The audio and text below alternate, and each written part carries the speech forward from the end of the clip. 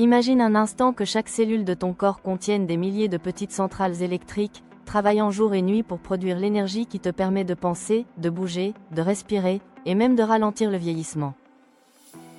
Ces centrales existent, elles s'appellent les mitochondries. Et pourtant, la majorité des gens vivent toute leur vie sans comprendre leur rôle fondamental, ni pourquoi leur déclin silencieux influence la fatigue chronique, le métabolisme, l'inflammation et le vieillissement lui-même. Aujourd'hui, nous allons plonger au cœur de ces structures bioénergétiques fascinantes pour comprendre comment ils produisent l'énergie, comment ils dialoguent avec le reste du corps et pourquoi leur santé est l'un des leviers les plus puissants, mais aussi les plus négligés de la longévité humaine. Les mitochondries ne sont pas de simples composants cellulaires. Elles sont le résultat d'une histoire évolutive unique. Il y a des milliards d'années, une bactérie capable de produire de l'énergie a été intégrée dans une cellule primitive. Et au lieu d'être détruite, elle a été conservée. Cette symbiose a donné naissance à la mitochondrie moderne. C'est pour cette raison qu'elle possède encore son propre ADN, distinct de celui du noyau. Une particularité rare, qui en dit long sur son importance stratégique.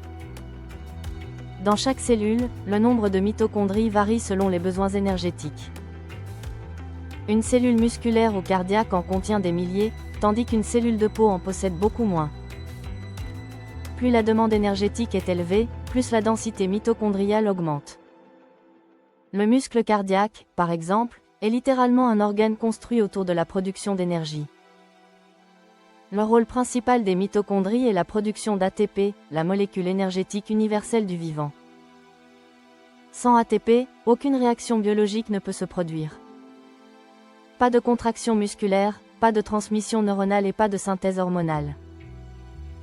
Les mitochondries transforment les nutriments issus de l'alimentation, glucides, lipides et parfois protéines, en énergie utilisable grâce à une chaîne complexe de réactions biochimiques appelée la chaîne respiratoire mitochondriale. Ce processus est extraordinairement efficace, mais il s'accompagne d'effets secondaires inévitables.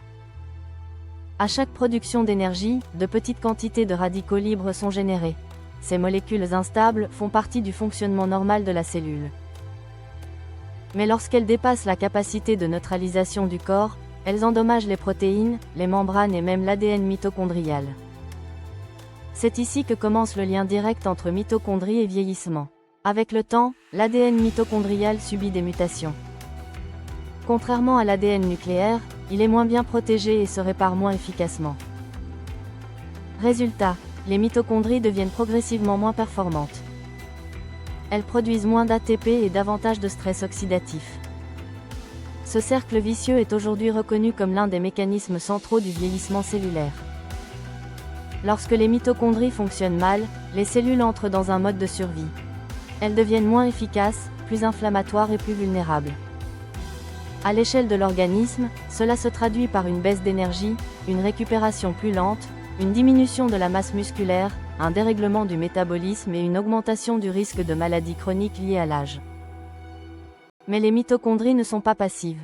Elles communiquent en permanence avec le noyau de la cellule. Ce dialogue, appelé signalisation rétrograde, permet à la cellule de s'adapter à son environnement. Lorsque l'énergie est abondante, les mitochondries favorisent la croissance et la reproduction cellulaire. Lorsque l'énergie manque, elles déclenchent des programmes d'économie, de réparation et parfois même d'autodestruction contrôlée, un processus appelé apoptose.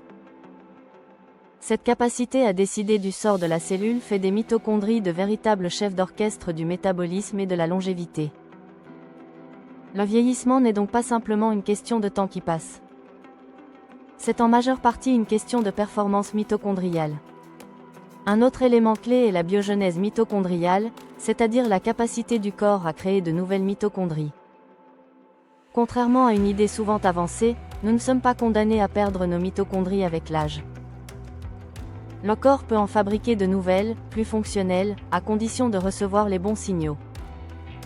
Ces signaux proviennent principalement du stress physiologique positif. Pas le stress chronique qui épuise, mais le stress adaptatif.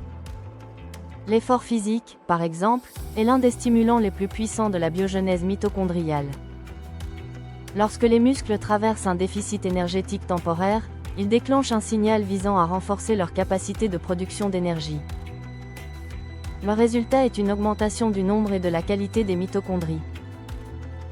La restriction calorique modérée et le jeûne intermittent activent également des mécanismes de protection mitochondriale.